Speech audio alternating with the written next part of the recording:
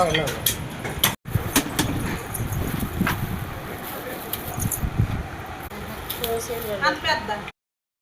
ఇది తెచ్చినటువంటి చికెన్లో లివరు, హార్ట్ ఇవన్నీ కూడా సపరేట్ చేస్తున్నామండి. కేజీ 700 గ్రాముల చికెన్లోకండి మనకు కావాల్సినటువంటి మసాలా దినుసులు: దాల్చిన చెక్కలు, చిన్న చెక్కలు 3 అండి, అలాగే ధనియాలు 1 టీ స్పూన్, జీలకర్ర 1 అర టీ స్పూన్, తర్వాత లవంగాలు ఇవి ఒక 4 తీసుకున్నానండి, తర్వాత ఇవి యాలకులు 4, అలాగే మెంతులు ఒక పావు టీ స్పూన్, తర్వాత గసగసాలు ఒక పావు టీ స్పూన్ అండి. వీటన్నిటిని కూడా మనం బ్రౌన్ షేప్లో వేయించుకొని మనం మిక్సీ పెట్టుకుందాం, ఒక ఫైన్ పౌడర్ లాగా మిక్సీ పెట్టుకుందాం. ఇవే మన చికెన్ మసాలా.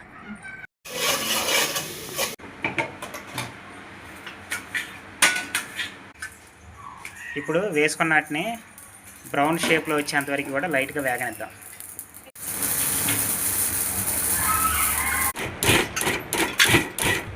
టమాటా, పచ్చిమిర్చి, అలాగే 4 ఉల్లిపాయలండి, అల్లం, అలాగే వెల్లుల్లి, వీటన్నిటిని కూడా మనం మంచిగా కట్ చేసుకొని మంచిగా నీట్గా వాష్ చేసుకొని మిక్సీలో వేసి మిక్సీ పెట్టుకుందాం.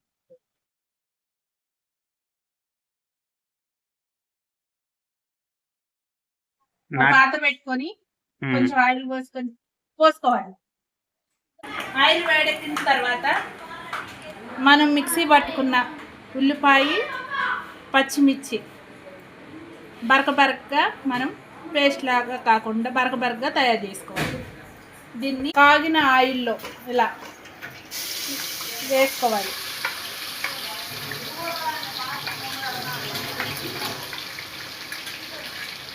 బ్రౌన్ కలర్ వచ్చే వరకు వేయించుకోవాలి. ఈ ఉల్లిపాయ పేస్ట్ కొంచెం బ్రౌన్ కలర్ త్వరగా వేగాలి అంటే కొంచెం సాల్ట్ వేసుకోవాలి. సాల్ట్ కానీ కల్లుప్పు కానీ వేసుకోవాలి. ఉల్లిపాయల బ్రౌన్ కలర్ వచ్చిన తర్వాత అల్లం వెల్లుల్లి పేస్ట్ వేసుకోవాలి. ఇది కూడా బ్రౌన్ కలర్ రావాలి. తర్వాత నాటుకోడి ముక్కలు వేసుకోవాలి.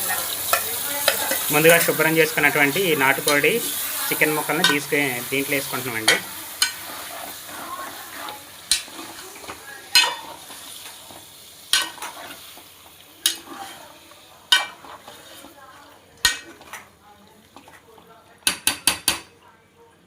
కొంచెం పసుపు వేయాలి.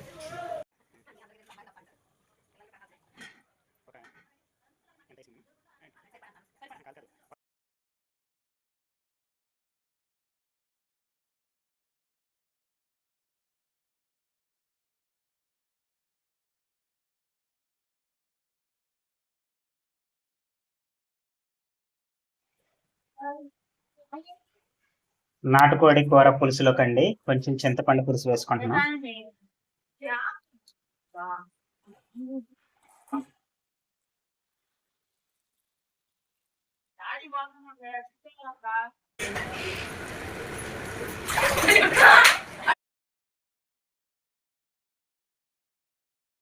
ఎలా ఉందో మనం అప్పుడప్పుడు కలుపుకుంటూ ఉండాలండి.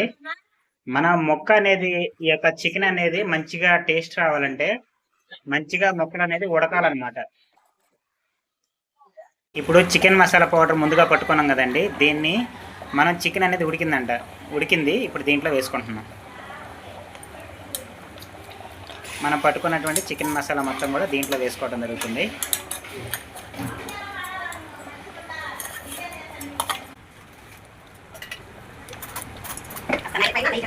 మసాలా వేసుకున్న తర్వాత కొంచెం కొత్తిమీర పుదీనాని సన్నగా కట్ చేసుకొని ఇక మసాలా అంతా వేసుకున్న తర్వాత దీనిపైన వేసుకోవాలండి. మళ్ళీ ఒకసారి కొద్దిసేపు మూత పెట్టుకొని దీన్ని ఉడికించుకుందాం. ఉడికిందో అదే తెలియాలంటే ఒకసారి ఈ ముక్కని ఇలా గట్టిగా అనుకొని చూసుకోవాలి. మన యొక్క కర్రీ అనేది అయిపోయిందండి, ఇక పూర్తిగా మంచిగా ఉడికింది. చూసారా కర్రీ అనేది అంత ఎమ్మీగా టేస్టీగా ఉందో, చాలా బాగుందన్నమాట. సో ఇదండి. మరొకసారి ఇలాగ కలుపుకొని కర్రీని పొయ్యి బంద్ చేసుకోవడమే. ఫ్రెండ్స్, ఇప్పటివరకు మనం నాటుకోడి పులుసు చేసుకున్నామండి. ఇప్పటివరకు చూసినందుకు మీకు ధన్యవాదాలు. ఇప్పుడు మనం ఫ్లేవర్డ్ బాస్మతి రైస్ అలాగే వైట్ రైస్ ఇవి రెండు కూడా ప్రిపేర్ చేసుకుంటున్నాం అన్నమాట. ఈ కంప్లీట్ ప్రాసెస్ని చూసేయండి. ముందుగా మనం బ్రౌన్ ఆనియన్స్ని ప్రిపేర్ చేసుకుంటున్నామండి, చూసేయండి.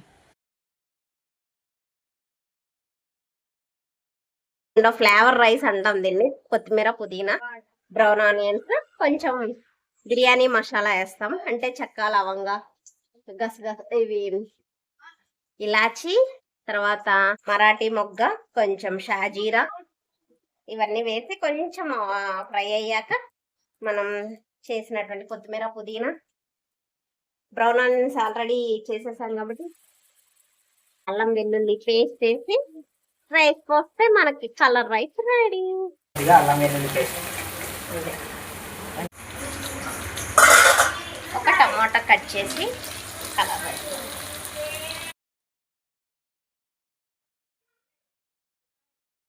2 గ్లాసులు బియ్యానికి 3 గ్లాసులు వాటర్ పోసుకొని ఇలా పొయ్యి మీద పెట్టుకోవాలండి. మనకి బాస్మతి రైస్ ఉంది కదా, ఈ బాస్మతి రైస్ 2 కప్పులండి. ఒక 10 నిమిషాల పాటు నానబెట్టుకున్నారు. ఇప్పుడు మనం ఒట్టి యొక్క బాస్మతి రైస్ని దాంట్లో కొద్దిసేపు వేగనిస్తేనండి రైస్ అనేది మనకి పొడి పొడిగా వచ్చింది అనమాట. అండి ఇలాగే చక్కగా ఈ మసాలా అంతా ఈ బియ్యానికి పట్టేలాగా ఒక 5 నిమిషాలు వేగనివ్వాలి. అంతా కడిగిన బియ్యాన్ని ఈ పెనంలోనే వేసేసి ఒక 5 నిమిషాలు వేగనిస్తే రైస్ చక్కగా పొడి పొడిలాడిద్ది. అట్ ది సేమ్ టైం ఆ మసాలా ఫ్లేవర్ అంతా రైస్కి పట్టి టేస్టీగా వస్తుంది.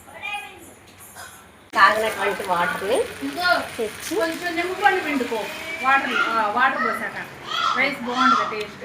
రైస్ అనేది ఈ వాటర్ పోసేసాక ఒకసారి ఉప్పు అడ్జస్ట్ చేసుకోవాలి. ఉప్పు సరిపోకపోతే కొంచెం ఉప్పు వేసుకోవచ్చు. ఉప్పు వేసి ఇందాక బ్రౌన్ అయిన వేయించుకున్నాం కదా, అవి కూడా కొన్ని వేసేసి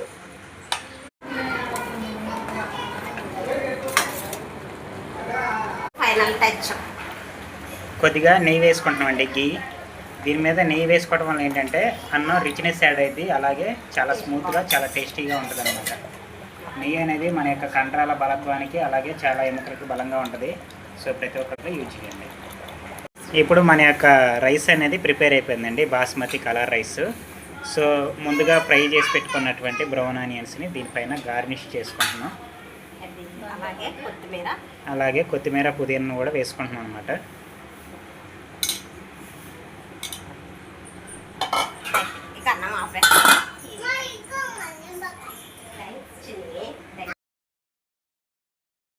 ఈ యొక్క రైస్లోకి అండి మనం పెరుగు చట్నీ తయారు చేసుకుంటున్నాం. సో పెరుగు యాడ్ చేసుకొని ముందుగా దీన్ని మంచిగా చిలుక్కోవాలన్నమాట. అంటే మంచిగా బీట్ చేయాలి. అంటే ఉండలు గడ్డలు లేకుండా బీట్ చేసిన పెరుగు.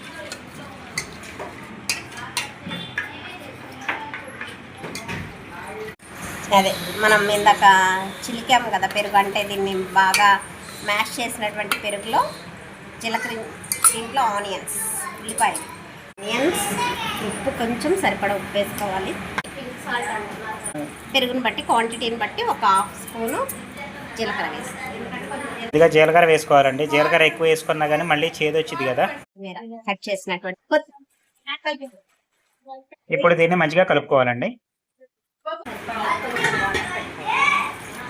అలాగే కొద్దిగా వాటర్ కలుపుకోవాలి.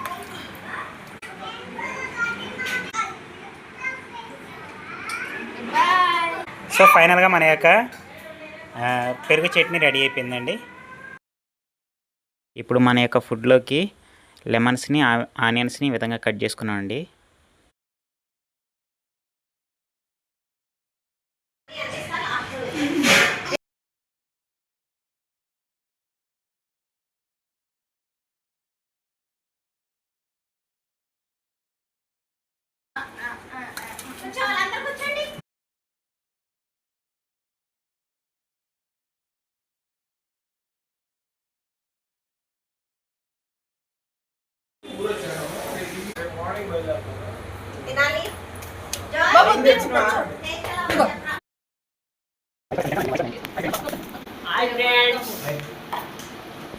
Super tasty. Next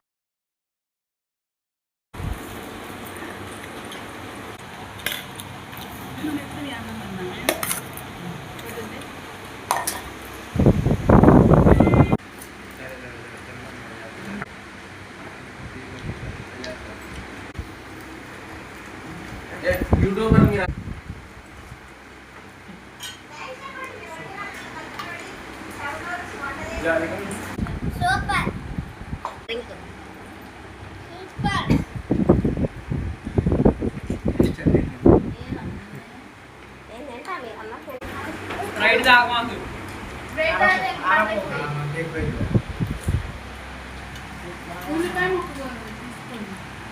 atau kan yang gede ya.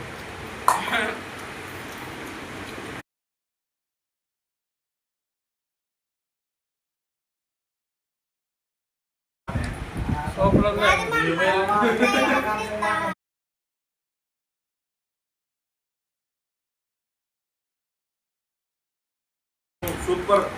Taste adirinది. పట్టలేదు.